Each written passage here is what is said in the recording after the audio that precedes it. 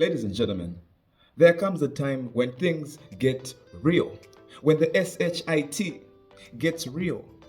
And for Mother Zambia, that time was 31st January 2024. Now, of course, we're talking about the fuel prices, which have skyrocketed to great heights we've never seen before in this country. To the point you'd want to ask the fuel itself, how did you get this high?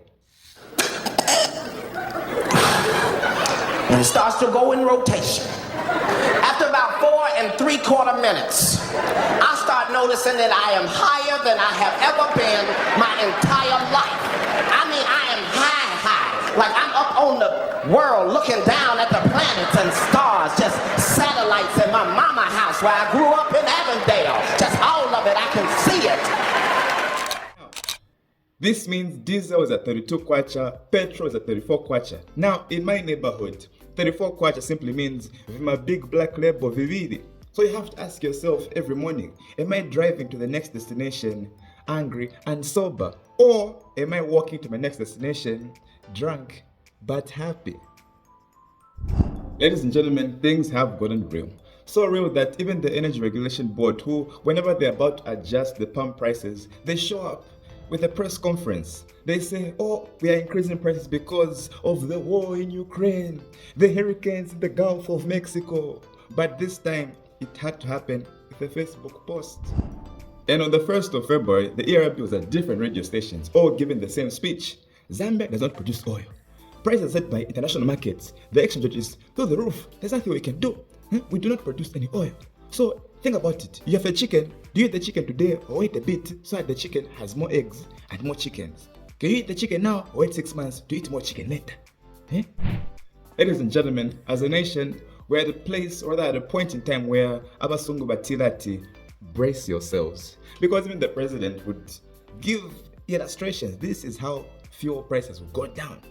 Cut out the middlemen. Do A, B, C, D.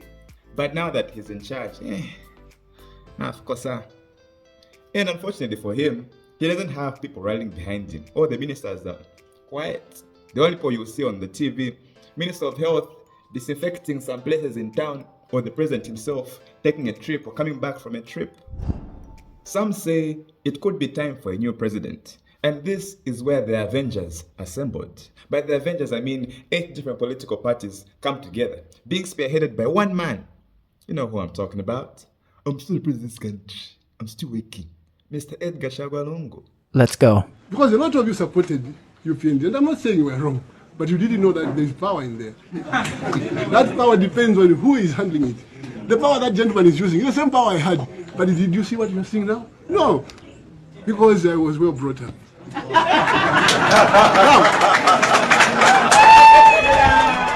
What's funny about this is that one journalist asked the former president to say, majority of the problems the country is facing is because of the hefty borrowing that you did. Now, if you were still president, what would you have done to combat the crazy amount of debt? Tell us.